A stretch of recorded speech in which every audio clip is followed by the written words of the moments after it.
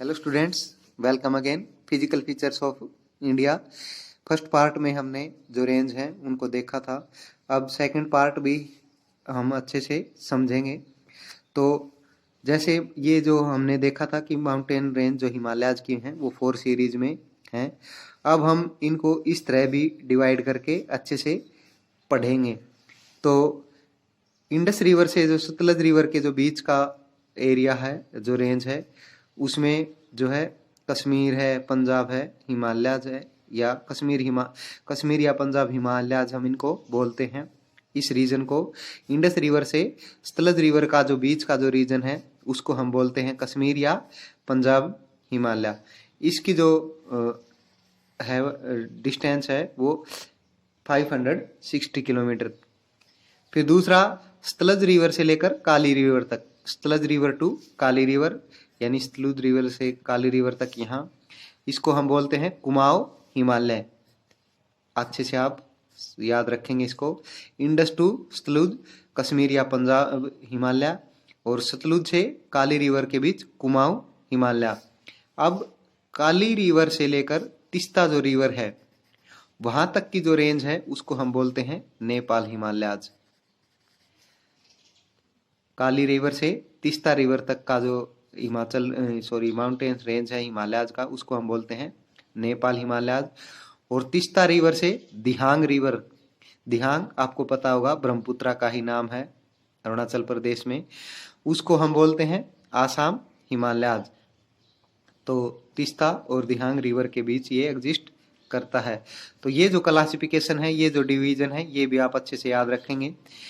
Indus river से Sutlej river तक कश्मीर या पंजाब हिमालय, सतलुज रिवर से लेकर काली रिवर तक कुमाऊं हिमालय, और काली रिवर से लेकर तीस्ता रिवर तक नेपाल हिमालय, और तीस्ता रिवर से लेकर दिहांग जो ब्रह्मपुत्रा का ही नाम है, अरुणाचल प्रदेश में दिहांग कहते हैं इसको, और इसको हम बोलते हैं Assam Himalayas.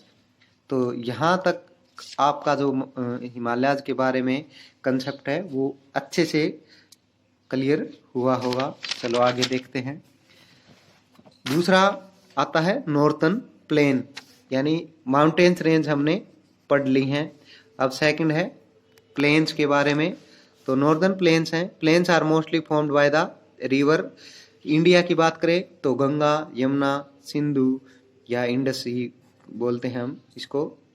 Brahmaputra rivers made a wide plains of India, यानी जो प्लेन्स हैं उनकी जो फॉर्मेशन है वो रिवर्स की वजह से या रिवर्स ही फॉर्मेशन करती हैं प्लेन्स का।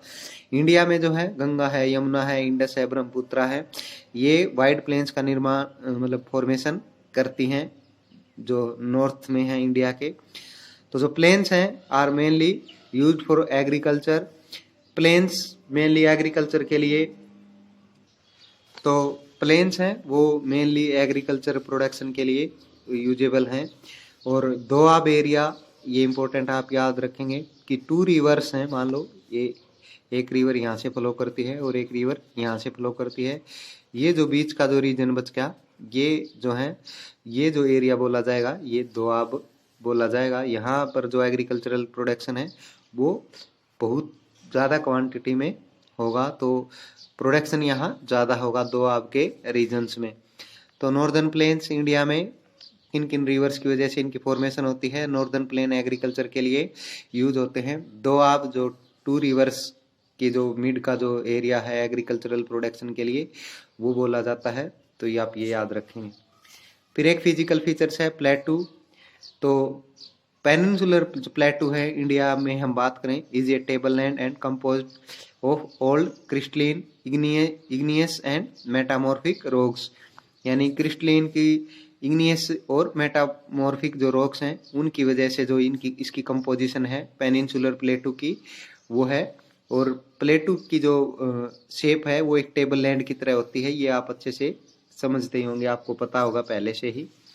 तो जो प्लेटू हैं इंडिया में मेनली हम उनकी बात करें तो प्लेटूज की जो फॉर्मेशन है वो आप समझ गए होंगे कि crystalline igneous and metamorphic rocks की वजह से इनकी जो फॉर्मेशन है वो होती है। अब मालवा जो प्लेटू है इंडिया में वो एमपी और छत्तीसगढ़ में है। डेक्कन प्लेटू है वो महाराष्ट्र में है। छोटा नागपुर जो प्लेटू है वो झारखंड में है, जो रूर ऑफ इंडिया कहा जाता है। बहुत ज़्यादा एक्सेस है इस मिनरल्स के पॉइंट ऑफ व्यू से, ये बहुत फेमस है, इस वजह से इसको इंडिया का रूर कहा जाता है। बहुत ज़्यादा मिनरल्स इसमें मिलते हैं। फिर मेघालय प्लेटू है, इसमें गारो, खासी, जयंतिया ये हिल्स भी हैं और ये शेड्यूल्ड ट्राइब्स के नेम भी हैं, ये आप याद रखेंगे। मेघालय जो प्लेटू है उसमें गारो, खासी, जयंतिया ये हिल्स भी हैं और जो शेड्यूल्ड ट्राइब्स हैं वो इनके नाम भी हैं।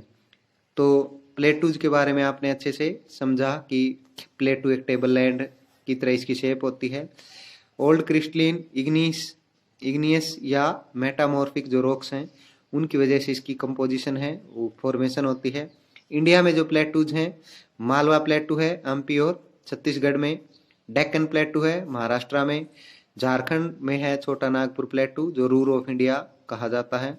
मेघालय प्लेटू में गारो, खासी, जयंतिया ये हिल्स भी हैं और शेड्यूल्ड ट्राइब्स भी हैं। अब हम पढ़ेंगे कोस्टल प्लेन्स के बारे में।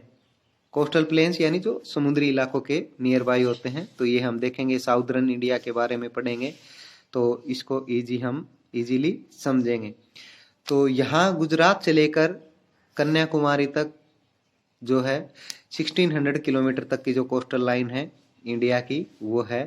तो ये आप याद रखेंगे, गुजरात से लेकर कन्याकुमारी तक का जो रीजन है वो 1600 किलोमीटर तक फैला हुआ है। हम बात करें कि वेस्ट साइड में अरेबियन सी है, ईस्ट साइड में बे ऑफ बंगाल है और यहाँ इंडियन ओशियन है, आपको पता होगा।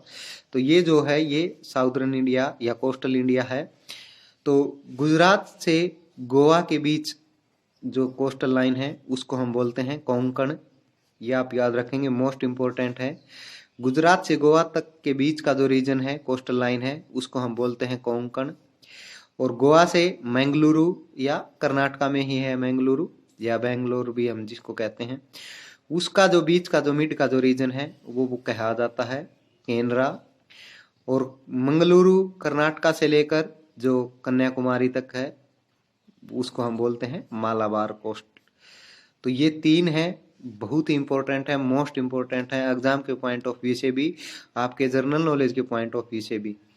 तो गुजरात से गोवा के बीच कोंकण, गोवा से मंगलुरु या कर्नाटका के बीच केनरा और मंगलुरु कर्नाटका से कन्याकुमारी तक मालाबार। तो ये आप याद रखेंगे। अब हम आएंगे ईस्टर्न घाट की तरफ, ये वेस्टर्न घाट हैं। यहाँ सबसे ज़्यादा बायोडाइवर्सिटी और सबसे ज़्यादा हाईएस्ट रेनफॉल इसी वेस्टर्न घाट्स में होती है और इस वेस्टर्न घाट को सह्याद्री भी बोलते हैं, ये आप याद रखेंगे। फिर हम ईस्टर्न घाट्स की तरफ आएंगे तो यहाँ कन्याकुमारी जो तमिलनाडु में है वहां से लेकर कृष्णा रिवर तो यहाँ तक का जो रीजन है उसको बोलते हैं हम कोरोमंडल। कोरोमंडल कोस्ट कहाँ से कहाँ तक, कन्याकुमारी से लेकर कृष्णा रिवर तक। और कृष्णा रिवर से गोदावरी रिवर के मिड का जो रीजन है उसको हम बोलते हैं गोलकुंडा कोस्ट। और गोदावरी रिवर से लेकर जहां तक यानी वेस्ट बंगाल से नीचे तक का जो कुछ पार्ट जो कोस्टल एरिया है यानी वहां तक का जो है वो उसको हम बोलते हैं उत्तरी सरकार। यानी ईस्ट में जहां पर कोस्टल लाइन स्टार्ट होती है वहां से लेकर और गोदावरी रिवर तक का जो कोस्टल लाइन है उसको हम बोलते हैं उत्तरी सरकार। तो यहाँ भी तीन और यहाँ भी तीन जो कोस्टल लाइन्स हैं उनको आप अच्छे से याद रखेंगे। ईस्टर्न में है बे ऑफ बंगाल। तो ये है पोर्शन, ये मोस्ट इम्पोर्टेंट है, इसको आप भूलेंगे नहीं। आइए दोबारा से रिकॉल करें। जो वेस्टर्न घाट्स हैं या वेस्टर्न जो कोस्टल लाइन है उसको हम सह्याद्री भी बोलते हैं। यहाँ पर हाईएस्ट रेनफॉल है, सबसे ज़्यादा बायोडाइवर्सिटी इनमें ही है, वेस्टर्न घाट्स में भी। वेस्टर्न घाट्स पहले में है गुजरात से लेकर कन्याकुमारी जो तमिलनाडु है वहां तक। गुजरात से गोवा का जो पोर्शन है उसको हम बोलते हैं कोंकण कोस्ट। गोवा से मंगलुरु कर्नाटका तक का है उसको हम बोलते हैं केनरा। और मंगलुरु से लेकर कन्याकुमारी तक मालाबार कोस्ट। ये तीन वेस्टर्न घाट्स में। ईस्टर्न की बात करें तो कन्याकुमारी से लेकर कृष्णा रिवर तक के बीच का जो पोर्शन है उसको हम बोलते हैं कोरोमंडल कोस्ट। और कृष्णा रिवर से गोदावरी रिवर उसको हम बोलते हैं गोलकुंडा। गोदावरी रिवर से यानी ईस्टर्न मोस्ट पॉइंट जहां से इंडिया की कोस्टल लाइन स्टार्ट होती है उसको बोलते हैं उत्तरी सरकार। तो चलो आगे, where eastern and western ghats meet there are Nilgiri mountains. यानी यहाँ जब हम बात करें, यहाँ जो वेस्टर्न और यहाँ से जब आएंगे ईस्टर्न, यहाँ जब ये दोनों घाट मिलते हैं कन्याकुमारी में, तमिलनाडु में, तो यहाँ है नीलगिरी की पहाड़ियाँ, नीलगिरी हिल्स हैं। तो नीलगिरी हिल्स है तमिलनाडु में। नीलगिरी हिल्स की हाईएस्ट जो पीक है वो डोडा बेटा है, 2637 मीटर इसकी हाइट है। तो ये भी आप याद रखेंगे। यानी ये जो पोर्शन है ये वेस्टर्न घाट, ये ईस्टर्न घाट, यहाँ जो तमिलनाडु में ये एग्जिस्ट करती हैं, मिलती हैं। यहाँ पर है हाईएस्ट पीक नीलगिरी की माउंटेन्स की, जिसको हम बोलते हैं डोडा बेटा। और अनाईमुडी, मतलब ये तो है कन्याकुमारी में।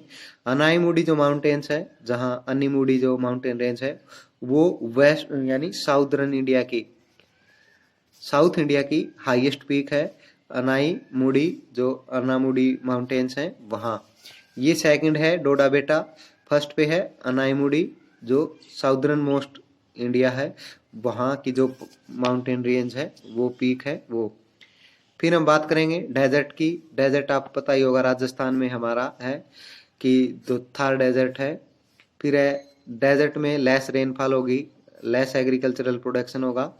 तो डेजर्ट के बारे में आप अच्छे से समझते होंगे।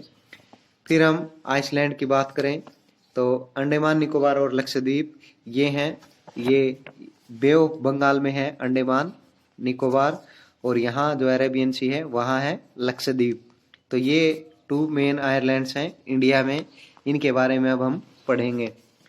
अंडमान निकोबार और लक्षद्वीप हैं, इनको यानी टोटल मिला के 247 जो आइसलैंड्स हैं वो हैं इंडिया में। 204 यानी 204 हैं वो बे ऑफ बंगाल में हैं, 3 हैं वो अरेबियन सी में हैं। ये आप याद रखेंगे। टोटल आइलैंड है इंडिया में 247, 204 हैं बे ऑफ बंगाल में, 3 हैं अरेबियन सी में। सैंडल पीक है वो अंडमान निकोबार की हाईएस्ट पीक है, ये आप याद रखेंगे। और यहाँ पर जो वोल्केनो है वो भी मिलते हैं, बैरन और नोरकोंडम। ये आप याद रखेंगे कि नोरकोंडम और बैरन जो वोल्केनो है वो अंडमान निकोबार में मिलते हैं। और इंडिया का ओनली 1 जो एक्टिव वोल्केनो है वो है बैरन, जो अंडमान निकोबार में ही मिलता है। तो इस चैप्टर में हमने पढ़ा माउंटेन रेंज, प्लेटू के बाद हमने पढ़ा प्लेन्स के बाद हमने पढ़ा कोस्टल प्लेन्स, फिर हमने पढ़ा डेजर्ट, और फिर हमने पढ़ा आइलैंड्स। तो ये जो फिजिकल फीचर्स हैं, और माउंटेन्स की से पहले हमने जो प्लेट टेक्टोनिक्स थ्योरी थी वो पढ़ी। तो यहाँ तक का फिजिकल फीचर्स है, ये सेकंड चैप्टर आपका कंप्लीट होता है। यदि ये वीडियो आपको पसंद आए या आपको ऐसा लगे कि ये वीडियो किसी और के लिए हेल्पफुल हो सकती है, वो आपका फ्रेंड हो सकता है, आपकी सोसाइटी में कोई हो सकता है, कोई आपका रिलेटिव हो सकता है, कोई आपका नॉन हो सकता है, तो ज़्यादा से ज़्यादा इस वीडियो को शेयर करें और आपके अपने यूट्यूब चैनल कॉन्सेप्ट रिवोल्ट को ज़्यादा से ज़्यादा सब्सक्राइब करें। Thank you.